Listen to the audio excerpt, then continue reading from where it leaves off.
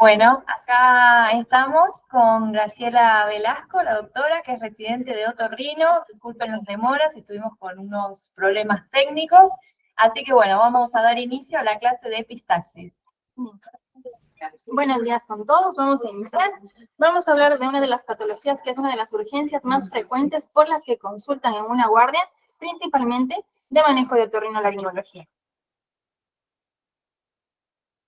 Entonces, vamos a definir inicialmente qué es una epistaxis. La epistaxis se define como una hemorragia proveniente que va a ser de las fosas nasales y de los senos paranasales o de la nasofaringe, que esta va a tener las siguientes manifestaciones, que va a ser a través de las narinas o por un escurrimiento que vamos a ver a través de las fauces. Vamos a ver, como lo dijimos, que es una de las urgencias más frecuentes consultadas en una guardia o en un consultorio de demandas espontáneas. ¿Cuál es la actitud que tenemos que tener frente a este tipo de patología? Inicialmente hay que diagnosticarla, dar el tratamiento en ese momento agudo, valorar la repercusión hemodinámica que puede presentar un paciente debido a la volemia que pueda perder y valorar el estado hemodinámico del paciente. Además de buscar la causa a posterior para dar el tratamiento respectivo si tenemos pacientes con varias comorbilidades. Una vez que hayamos asegurado el tratamiento inicial del paciente y que se encuentre hemodinámicamente estable. Dentro de la epidemiología vamos a hablar que alrededor del 60% de la población va a sufrir en algún momento un episodio de epistaxis en su vida. 6% va a concurrir a recibir un tipo de atención. Sin embargo, más del 90% de los pacientes no van a encontrar una causa sistémica. 10% de los pacientes vamos a ver que tienen algún tipo de alteración hematológica. Dentro de ellas puede ser una trombocitopenia una púrpura trombocitopénica idiopática, telangiectasias, alteraciones de los factores de coagulación, que tenemos que investigar y siempre detallarlo en la anamnesis cuando valoremos un paciente. Dentro de los factores implicados o que predispongan a que los pacientes tengan este tipo de patología, vamos a valorar. Siempre también hay estaciones del año que van a predisponer a que los pacientes que tienen una patología ya de base, como por ejemplo una rinitis aguda, en las épocas tanto de invierno o de primavera, vamos a ver que la mucosa es más friable y por ende tiene una mayor predisposición a sufrir epistaxis. También vamos a ver en los extremos de la vida que los pacientes que son pediátricos o adultos mayores van a tener mayor predisposición a este tipo de patologías. También dirigido para acá o también como ustedes sí. Bien, entonces, dentro de las causas principales, vamos a ver que tenemos que valorar. Por lo general, es de tipo traumática. En los niños, ¿por qué? Por digitopresión, porque ellos comienzan a rascarse, por cuerpos extraños que se pueden llegar a introducir en las fosas nasales y provocan como tal lesiones a nivel de la mucosa. Pacientes que tienen también de base ya una patología como la rinitis que mencionamos, que predisponen a una inflamación de la mucosa. Los vasos sanguíneos se encuentran de cierta manera mayor predispuestos a una vasodilatación y por ende a una hemorragia. La clasificación anatómica vamos a ver que tenemos las epistaxis que van a ser de dos tipos, tanto anteriores como posteriores. Más del 90% van a ser epistaxis anteriores y únicamente un 5 o un 10% puede llegar a ser posterior. Importante saber identificar ante cuál de ellas estamos para saber el tipo de tratamiento que tenemos que darle. Objetivos de la evaluación inicial. ¿Qué es lo principal? Identificar, como dijimos, el origen de sangrado para saber si es anterior o posterior. El control terapéutico que tenemos que hacer. Vasoconstrictores locales que podemos utilizar, un taponaje anterior o un taponaje posterior y un tratamiento quirúrgico en caso de ser una epistaxis posterior y que con un taponaje antero-posterior realizado, no resuelva. Importante recordar en anatomía, para saber cuáles son los vasos que están interviniendo a nivel de la fosa que tenemos en irrigación del tabique nasal y de las estructuras de la fosa nasal para saber la identificación y cómo vamos a actuar. Entonces, haciendo el recuerdo anatómico, vamos a ver que está irrigada la fosa nasal, la anatomía interna en el tabique, principalmente dada por lo que es la carótida externa con su ramo de la arteria facial, que nos va a dar la arteria labial superior, con sus ramas terminales que van a dar una convergencia de estos vasos terminales a nivel del plexo de Kieselbach, que es principalmente el lugar donde se producen los mayores sangrados anteriores. La arteria maxilar interna va a emitir dos ramos, que va a ser la arteria palatina descendente y la arteria esfenopalatina. De la misma palatina descendente, ramos terminales confluyen y terminan en el plexo de Kieselbach. La arteria esfenopalatina emite dos ramos, que va a ser el ramo septal y los ramos turbinales. ¿Qué va a ser acá? Los ramos turbinales que van hacia los cornetes y el ramo septal que va hacia la parte posterior del tabique. Todas las ramas terminales de ellos, de igual manera, confluyen en el plexo de Kieselbach. Entonces, vamos a darnos cuenta que de acuerdo a los ramos terminales de todos este tipo de arterias, van a confluir en un mismo punto. Por este, es importante que acá tengamos siempre pendientes que el lugar de mayor sangrado va a ser este plexo, por la vascularización que recibe. Tenemos también la arteria carótida interna, que va a tener su arteria oftálmica, la misma que va a dar ramos a la arteria etmoidal anterior y la etmoidal posterior. De igual manera, aquí únicamente en la etmoidal anterior, los ramos terminales confluyen en el plexo de Kieselbach. Clasificación. Entonces, hablamos de epistaxis anteriores, como lo dijimos, principalmente en el plexo de Kieselbach, más del 90%. Las posteriores, que va a ser del tronco de la arteria esfenopalatina, que es la rama principal que va a emitir la irrigación y el lugar de poco a nivel posterior. Y las superiores, que va a ser principalmente de las ramas etmoidales. Repercusión general.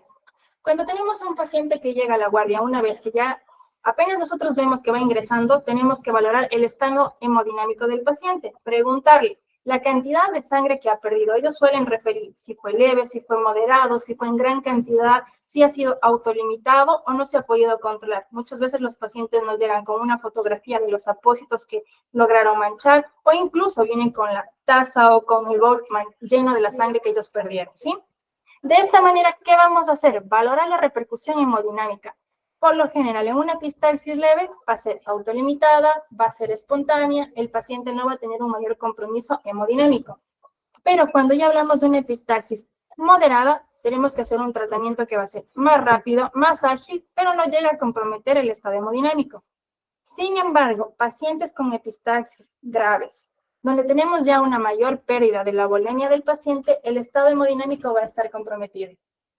Valoramos esto y ¿qué tenemos que hacer? Apoyarnos para poder transfundir al paciente, para poder expandirlo con soluciones de acuerdo a las comorbilidades que él tenga, con solución fisiológica o con lactato Ringer, y de esta manera reponer la volemia que el paciente haya perdido. En el YouTube que no se escucha, no sé si ¿atendido? Activo. No. ¿En el mic se escucha? Sí, se escucha. ¿Sí? Entonces, tenemos que saber cuáles son las causas que van a provocar a una epistaxis. Vamos a tener una clasificación que va a ser a nivel local y a nivel sistémico. A nivel local vamos a ver principalmente qué van a ser los traumatismos locales, accidentes de tránsito, impactos directos en los niños, en los adultos, pacientes que realizan actividad de deporte o de contacto, que van a ser los que están más predispuestos. Inflamación o infecciones, pacientes que cursan con una rinitis alérgica, con una rinosinusitis, donde su mucosa se encuentra más friable. Deformaciones del tabique, ya que de igual manera, si tenemos un desvío del tabique septal, vamos a ver que va a estar comprometiendo las estructuras, por ejemplo, los cornetes, si hay un desvío importante, además de un componente inflamatorio agregado que puede ser una rinitis, provoca como tal que la mucosa, al estar en contacto y friable, más con las estructuras aledañas, tengan un sangrado. La presencia de cuerpos extraños, por lo general en los niños, la ocupación de los mismos provoca también que la mucosa esté friable o intentando sacar, muchas de las veces los padres que intentan sacar o remover estos cuerpos extraños provocan lesiones a nivel de la mucosa. Irritación química.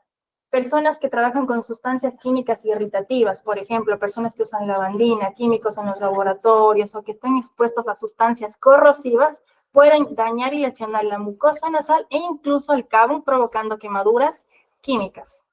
Presencia de tumoraciones, por lo general en los niños cuando son varones, tempranas edades, podemos también ver que hay una patología que puede presentarse como el nasofibrangioma, que también provoca epistaxis recurrentes de a repetición y por lo general de una sola fosa nasal. Importante sospechar en esta patología para diagnosticarla a tiempo. Las causas sistémicas vamos a ver en pacientes que reciben medicación que son polimedicados y que pueden también predisponer a la misma. Discrasias sanguíneas, alteraciones vasculares, la insuficiencia renal crónica y la insuficiencia hepática. ¿Por qué son importantes estas? ¿Por qué?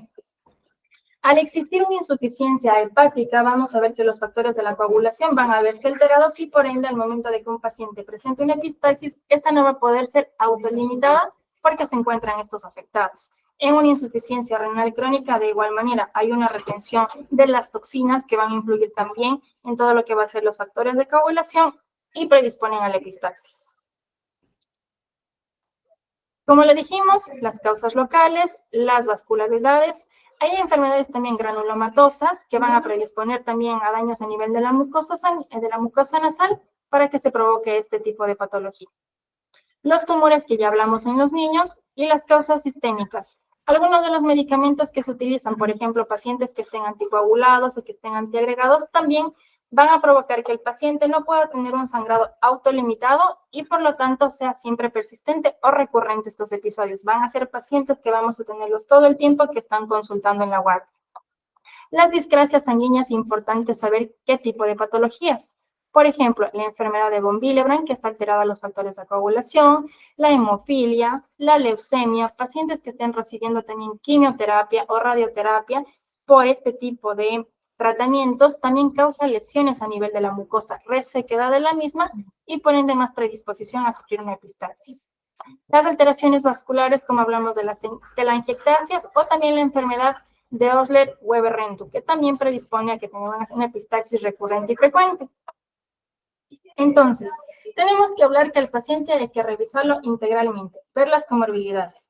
Un paciente que tenga epistaxis, la epistaxis no es una causa que provoque la hipertensión arterial, perdón, no es una de las causas para que el paciente presente una epistaxis. Pero al tener este tipo de comorbilidad, si no se encuentra controlada, lógicamente puede llegar a tener una epistaxis que no llegue a ser autolimitada. Las enfermedades endocrinas, también en el embarazo, hay mayor predisposición por toda la afectación y también que puede llegar a tener la mujer una rinitis durante su periodo de embarazo, puede verse desencadenada en el episodio y provocar epistaxis. Insuficiencia renal y hepática, como lo dijimos. Entonces, para hacer una valoración adecuada de este paciente, tenemos que hacer una anamnesis muy detallada. Antecedentes familiares, predisposición hemorrágica previa, las hemofilias, angiomatosis y antecedentes personales del paciente. La evaluación y la exploración. Entonces, apenas tenemos un paciente que va llegando, valoración del estado hemodinámico, el examen físico completo, como lo vamos a hacer con una rinoscopía anterior. Cuando tenemos un paciente con este tipo de patología, la sangre es muy escandalosa, los pacientes o los padres o los niños van a encontrarse siempre alterados. Entonces, tranquilizar al paciente, colocarlo en una posición adecuada, sentada, con la cabeza mirando hacia el frente, nunca hacia arriba, nunca hacia abajo, porque de esta manera predisponemos a que el paciente pueda tragar los coágulos y en los niños incluso pueda causar mayor disconfort y sea más difícil manejarlos. ¿Qué tenemos que hacer? Vamos a realizar a posterior el manejo de la misma, que ahora vamos a charlar. Tenemos varios métodos que nos van a ayudar también para diagnosticar. Si en una rinoscopía anterior no logramos ver el área sangrante o un vaso que se encuentre dilatado, podemos apoyarnos de algunos estudios, como va a ser la nasofibrolaringoscopía, que es con una camarita ingresar por la fosa nasal y podemos de esta manera realizar una evaluación directa a nivel de la mucosa y ver si encontramos el vaso o el área donde se encuentra afectada. ¿Qué exámenes complementarios nosotros podemos pedir para poder tratar la patología de base que esté desencadenándonos una epistaxis? Laboratorios, un hemograma, un coagulograma, una función renal, una función hepática, factores de coagulación de igual manera, La visión directa, como dijimos, una fibroscopía en caso de epistaxis recurrentes, principalmente en varones o pacientes que tengan algún desvío septal, además de los estudios de imagen, que puede ser una tomografía de macizo craneofacial para descartar que no haya justamente alteraciones anatómicas. La manifestación clínica que presentan los pacientes, como ya lo dijimos, el sangrado por los orificios nasales, el sangrado a nivel de las fauces, el paciente si tiene un compromiso hemodinámico, taquicardia, puede estar hipovolémico, se ha perdido gran cantidad de volemia, heces incluso negras porque van a presentar melenas, porque en muchas ocasiones al ser epistaxis recurrentes pueden tragar constantemente la sangre. Diagnósticos diferenciales a tener en cuenta principalmente en este tipo de patología, vamos a ver las hemorragias digestivas altas, no confundir con ellas, hemorragias pulmonares que van a tener una presentación de una hemoptisis más asalmonelada, varices esofágicas en pacientes que tengan también antecedentes de alcoholismo que pueden presentar esta patología, la hematemesis o tumores sangrantes. El tratamiento, como hablamos, medidas generales que tenemos que tener. Tranquilizar al paciente, el reposo absoluto del mismo, la colocación del paciente antes de realizar la evaluación y poder realizar algún tratamiento, la rinoscopía anterior, como lo dijimos, revisar siempre las fauces. Importante porque hacemos la rinoscopía, pero no logramos encontrar un vaso donde está sangrante o un punto, pero la epistaxis sigue siendo presente, abrimos las fauces y lo valoramos y vemos que es constantemente el escurrimiento, podríamos estar ante una epistaxis posterior. Siempre se le va a pedir al paciente, cuando lo vemos, que se suene la nariz sin ningún temor. Esto no va a predisponer a que haya un mayor sangrado, sino con esta forma ayudamos a sacar todos los coágulos que van a estar ocupando la fosa nasal y que no nos permiten visualizar el área de donde venga este sangrado. De igual manera, tenemos que tener o pedir a un familiar que tenga un vasito de agua o que lo consiga para que ingiera líquidos. De esta manera ayudamos a limpiar las fauces y al momento de tragar, traga los coágulos residuales que tenga y nos permite tener una mejor visualización. Y de esta manera estaremos viendo si hay un sangrado posterior o solamente es anterior. ¿Cuáles van a ser los insumos necesarios que tenemos que tener para actuar cuando tenemos una epistaxis? Principalmente, un frontoluz o algo que nos pueda enfocar o brindar una mejor visibilidad. Vamos a ver una bayoneta que nos va a ayudar a colocar los apósitos, un rinoscopio, el frontoluz como lo dijimos, los bajalenguas para valorar las fauces. Vamos a tener varias sustancias que nos van a ayudar para hacer vasoconstricción local.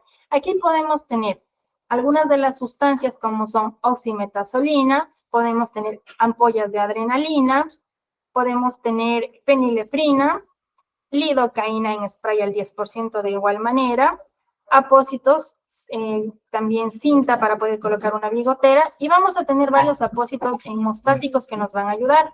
Por ejemplo, existen diferentes tipos de apósitos que van a hacer compresión. ¿Cómo utilizamos? Puede ser el Merocel, que es un tipo de taponaje. Tenemos también para realizar compresión neumática los apósitos neumáticos, como lo vamos a ver acá. Ahí tenemos una mejor visualización.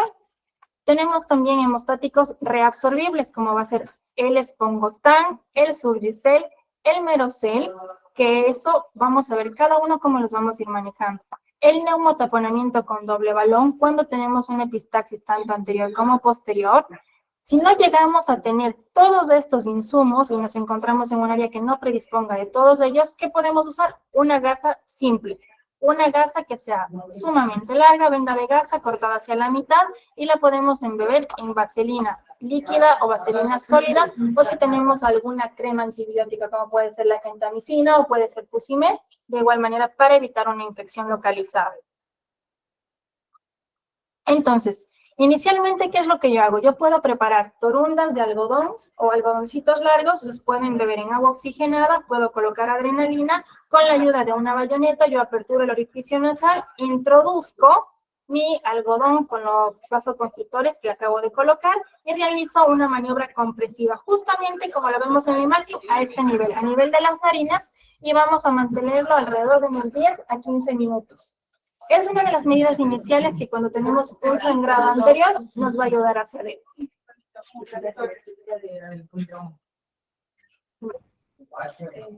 Además, podemos tener que un sangrado pudo haber seguido de esta manera. Si logramos visualizar un vaso que se encuentre dilatado, podemos actuar de una forma. Podemos topicarlo o realizar una cauterización química con nitrato de plata, que son las perlitas. Localizamos el vaso sangrante y justo en el área donde se encuentre, podemos realizar la topicación y mantenerlo hasta 10 segundos y lo retiramos alrededor del vaso sangrante, porque si lo damos directamente va a volver a sangrar y no vamos a poder controlarlo. Topicamos alrededor y al final en el centro. Importante que cuando hagamos una cauterización con nitrato de plata, nunca hacerla bilateral, porque si hacemos esto a nivel del tabique podemos causar necrosis y por ende una perforación septal a futuro. Además, en los niños que son menores de 8 años, no está recomendado realizar este tipo de cauterizaciones. Bien. Así vamos a ver una imagen de cómo queda posterior a realizar una cauterización con un nitrato de plata. Se forma una costra que va a irse desprendiendo a posterior. Al paciente lo podemos dejar recubierto con Surgicel para que recubramos esa área de la mucosa que fue topicada. Y se le indica colocarse una crema que nosotros usamos Fusimed, que tiene un corticoide y un antibiótico que es ácido fusídico, para que esta costrita constantemente se encuentre con la mucosa un poco humidificada y no vuelva a sangrar nuevamente. Se le realiza una colocación de Fusimed de crema intranasal cada 12 horas por unos 5 días, pero 24 horas haber realizado la cauterización.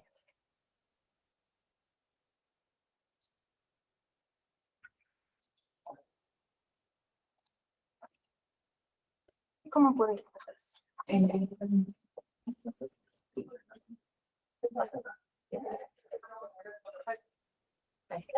Ahí. Si no logramos ver acá el vaso sangrante y solo vemos que hay un área cruenta en esta región donde se encuentra sangrando, podemos utilizar varios de los apósitos hemostáticos que hablamos hace un momento, que va a ser el Surgicel o el Spongostan. Podemos cortar un pequeño fragmento de ellos, lo podemos colocar con un poco de adrenalina y con ayuda de una bayoneta colocamos sobre el área cruenta de la fosa nasal, ¿de acuerdo? O del tabique, sobre la mucosa y el área sangrante, y lo dejamos ahí. Este, al ser un material reabsorbible, dentro de 24 horas se reabsorbe por su propia cuenta y de igual manera realizamos la colocación de la crema intranasal. Importante, los cuidados del paciente en casa. Que el paciente permanezca en reposo, que no realice actividades de contacto, todos los alimentos y la dieta tiene que ser tibia, casi fría, porque si exponemos al paciente a fuentes de calor, nuevamente vamos a continuar o puede presentarse nuevos episodios de epistaxis. Se le sugiere también al paciente dormir con una cabecera levantada a 45 grados, con 2 almohadas y que el ambiente esté fresco con aire acondicionado o humidificado y las duchas también que sean tibias o casi frías sin mucho vapor.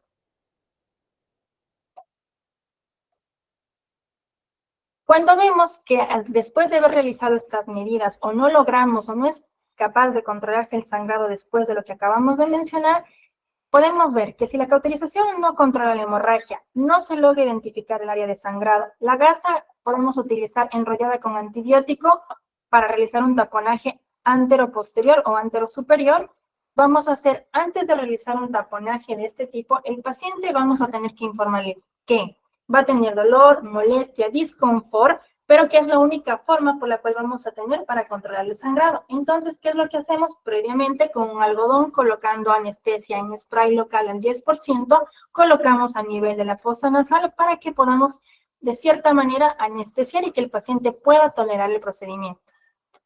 Este tipo de taponaje con gasa o con un Merocel lo vamos a dejar entre 3 a 5 días colocado en el paciente.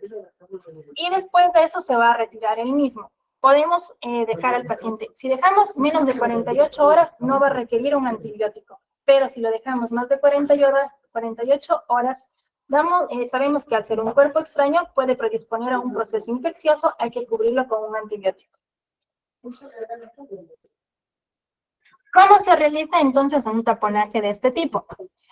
Cuando ya tenemos, no sé si se ve. Se va a pasar. ¿Sí se ve? Ok, ahí estamos. Ok, entonces, cuando tenemos ya la gasa vaselinada o con crema antibiótica, ¿qué es lo que vamos a hacer? Con la ayuda de la bayoneta vamos a introducir, dejando siempre por fuera como una colita de la gasa, vamos a introducir con ayuda de la bayoneta por el piso la primera inserción de las gasas. ¿Cómo vamos a ir realizando este taponaje? Si nos damos cuenta, este tiene que ser bien hacia posterior para que pueda recubrir toda la fosa nasal. Y lo vamos a ir como haciendo como un plegado de un acordeón. No vamos a introducir solamente así, sin un sentido dirigido, porque vamos a realizar solamente como un apelotonamiento de las gasas sin realizar una compresión adecuada. La predisposición tiene que ser así, como un acordeón. La colita de la gasa que tiene de la parte terminal tiene que quedar de igual manera afuera y posteriormente vamos a asegurar la misma colocándola pegada acá a la fosa nasal o sobre la parte superior, pero con una bigotera. Como hablamos que teníamos otro tipo de insumos también para un taponaje anterior, estos son Merocel. Tenemos de diferentes medidas, de 8 a 10 centímetros, que lo vamos a colocar de igual manera con ayuda de una bayoneta, introducimos hacia el fondo de la fosa nasal. Con ayuda de la sangre, este tipo de material de Merocel puede expandirse y llega a comprimir y por compresión realiza un control de hemostasia. O podemos ayudarnos con una jeringuilla con agua corrida, lo vamos a topicar y este va a expandirse y va a realizar la compresión. Tenemos también los balones de neumotaponamiento, como es la imagen de la parte inferior, que tiene doble balón. Importante para los taponajes cuando son anteroposteriores, ¿sí? Vamos a tener que tiene, ahí se ve el cursor, ¿sí?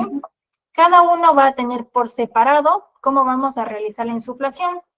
Vamos que primero tenemos que insuflar el balón posterior.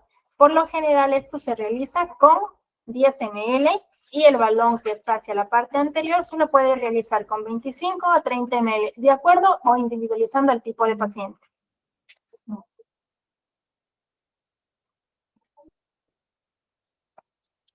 Este es otro tipo de dispositivo que se llama RhinoRapid. Es un poco más costoso, quizás no lo podemos tener a disposición en muchos de los lugares, pero si llegamos a tenerlo, este tiene un material muy importante en su contorno, que es la metilcelulosa. Entonces, ¿cómo vamos a activar este tipo de insumo? Lo vamos a embeber por unos 30 segundos en agua corriente, así llega a activarse el material que está recubriéndolo. Con la ayuda de la bayoneta, aperturamos o con un Killian, aperturamos la fosa nasal e introducimos por el piso de la fosa nasal. Después de esto vamos a insuflar el balón que tiene el mismo y por compresión, más el material hemostático que tiene en su contorno, va a ayudar tanto a hacer hemostasia compresiva y también que la mucosa no continúe lesionándose. Después vamos a fijarla hacia la mejilla del paciente, evitando siempre o cuidar que cuando pongamos algún tipo de taponaje que quede por fuera, siempre colocar algo, podemos poner una cinta previamente, después apoyamos el insumo que estamos dejando y recubrirlo para evitar que puedan darse lesiones por decúbito. Cuando un taponaje posterior, vamos a ver, cuando vemos a través de las coanas y la rinofaringe que hay un débito sanguíneo que no es controlado, que es profuso, que sigue viniendo a pesar después de todas las medidas que ya hicimos, vamos a tener que hacer un taponamiento de otra forma. Si ya lo hicimos el anterior con gasas, ahora el posterior únicamente, ¿cómo lo vamos a hacer? Podemos hacer uso de una sonda Foley o de una tira con gasa y con un paquete de gasas. ¿Qué tipo de sonda nosotros podemos utilizar? En los varones podemos utilizar una sonda 16 y en las mujeres una sonda Foley 14. ¿Cómo lo vamos a hacer? Vamos a introducir a través de la fosa nasal la sonda Foley, vamos a abrir las fauces y vamos a revisar que a nivel de la orofaringe se encuentra la punta de la sonda Foley. Posterior a ello vamos a ir insuflando con agua de la canilla, no con otro tipo de sustancias que puedan dañar la sonda. Insuflamos alrededor de unos 8 a 10 ml. Una vez que tengamos insuflado, ¿qué es lo que vamos a realizar? Una tracción hacia afuera. ¿Para qué? Para que el balón se quede justo en esta área posterior donde se encuentran ya las coanas y realice la compresión. Nos aseguramos y revisamos nuevamente las fauces, vemos que no haya ningún débito hemático y vamos a asegurar la sonda Foley. Previamente, ¿qué tenemos que hacer? el de rellenar la fosa nasal con gasas para recubrir alrededor de la sonda Foley y que no cause lesiones a nivel de la mucosa. Entonces, con la ayuda de la bayoneta vamos a introducir gasas y vamos a ir rellenándolo parecido a un taponaje anterior y recubriendo el contorno de la sonda Foley. Podemos utilizar algún tipo de clamps, los neonatales o algo que nos ayude aquí a fijar la sonda Foley y colocar una bigotera para que no haga de cúbito o una gasita embebida con vaselina sólida o líquida en el contorno de la sonda Foley para que al momento de dejarla fijada o asegurada no realice un decúbito a nivel de las narinas.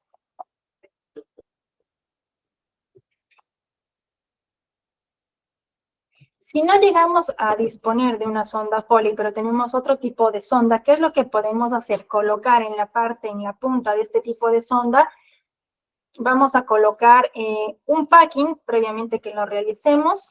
Podemos usar con gasitas hechas un packing. ¿Y qué vamos a hacer? A nivel de la narina, de la fosa nasal, vamos a introducir este tipo de sonda. Llegamos a ver por fauces, logramos sujetar la punta de la sonda y vamos a atar la parte que tenemos del packing con las suturas, por ejemplo. ¿Y qué hacemos? Traccionamos hacia afuera la sonda. Es como hacerlo con la sonda Foley, pero esta, al no tener una sonda Foley, ¿qué vamos a hacer? El packing de gasas con ayuda de nuestra mano y de nuestros dedos, vamos a introducirlo hasta las coanas, donde lo vamos a fijar, retiramos o desatamos la sonda que utilizamos para poder ayudarnos como guía, y vamos a fijar en la parte anterior con un rollito de gasa las suturas que dejamos como fijación para poder mantener ahí fija esta compresión. Esto utilizamos cuando no tenemos una sonda Foley.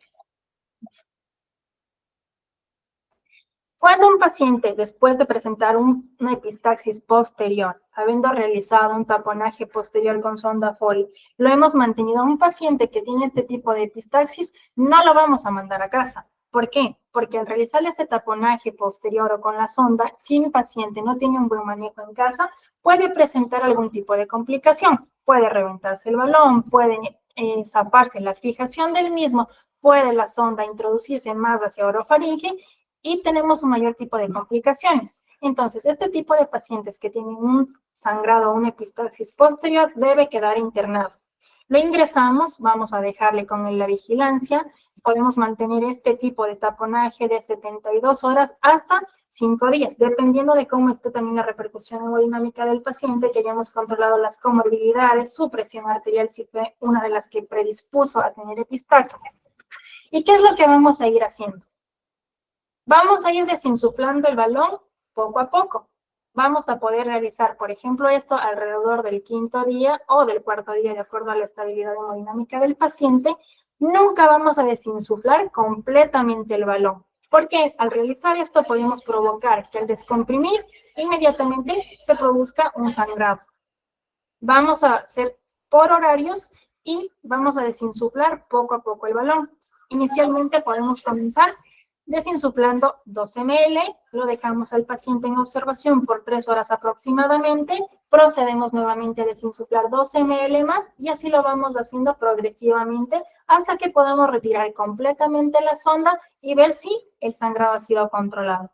En caso de que estemos realizando este procedimiento de desinsuflar para sacar la sonda y vemos que el sangrado persiste, no se controla, continúa activo, los pacientes con sangrado posterior debe realizarse un tratamiento quirúrgico para ir a ligar, cauterizar, dependiendo del caso o de la presentación a nivel donde se esté evidenciando el sangrado, realizar este tipo de resolución quirúrgica. Muy importante.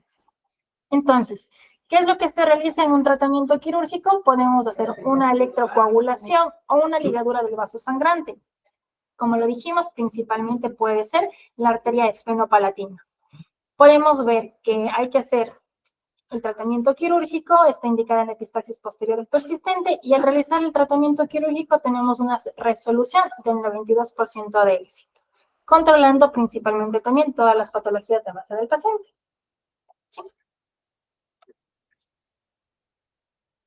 Y acá tengo un algoritmo de todo lo que hemos hablado. Si gustan tomarle una fotito o quieren tenerlo, todo, cuáles epistaxis anteriores, dónde va a ser las áreas que se presentan, en una epistaxis posterior y cuál va a ser el procedimiento que vamos a tener ante cada uno de ellos. Espero que sea de mucha utilidad para ustedes, ya que es una de las patologías que frecuentemente se llega a presentar en una área de guardia o de un consultorio, para que estemos preparados y demos el mejor manejo a los pacientes en el momento indicado. Gracias. Muchas gracias.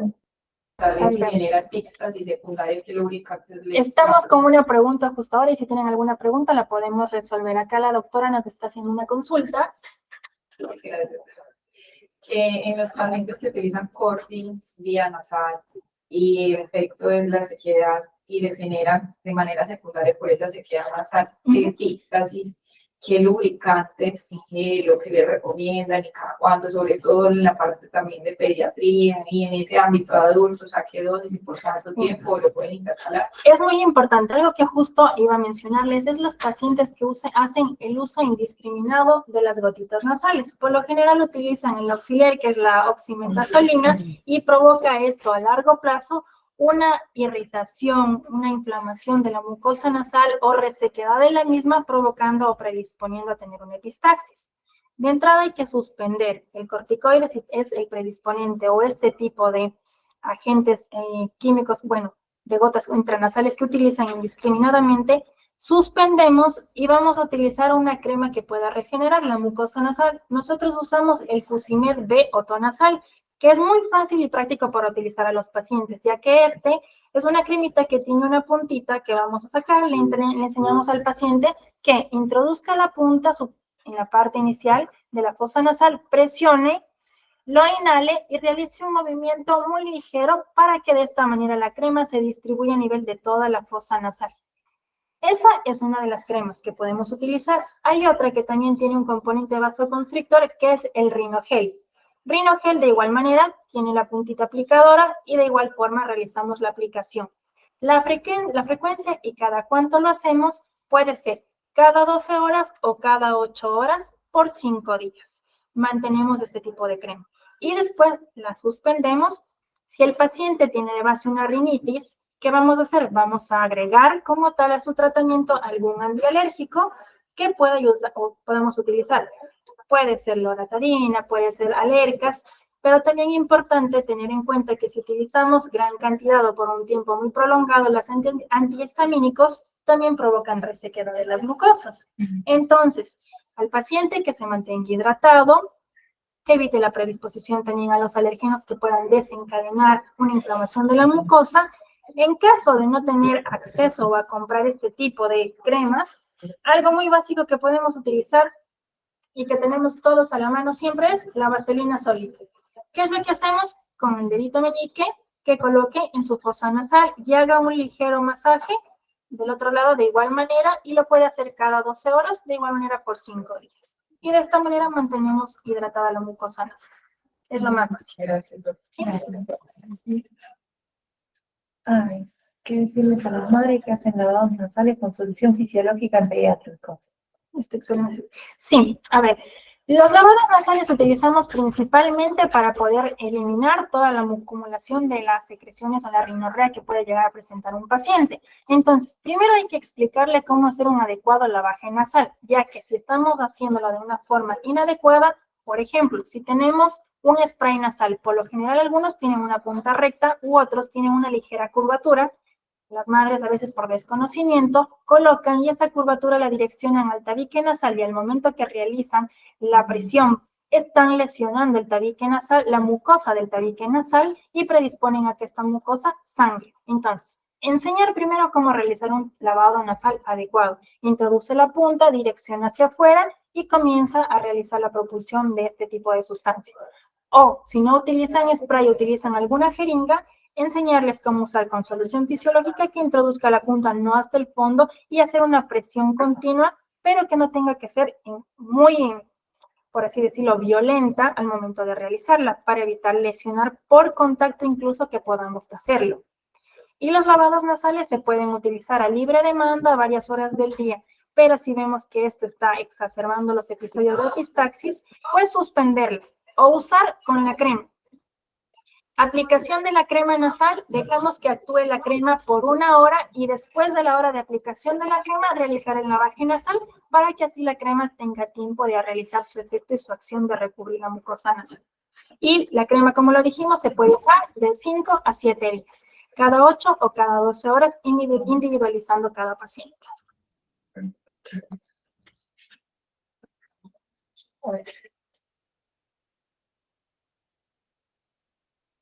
Si no hay más preguntas, les agradezco mucho por su atención y espero que les sea de utilidad a todos. Muy amables.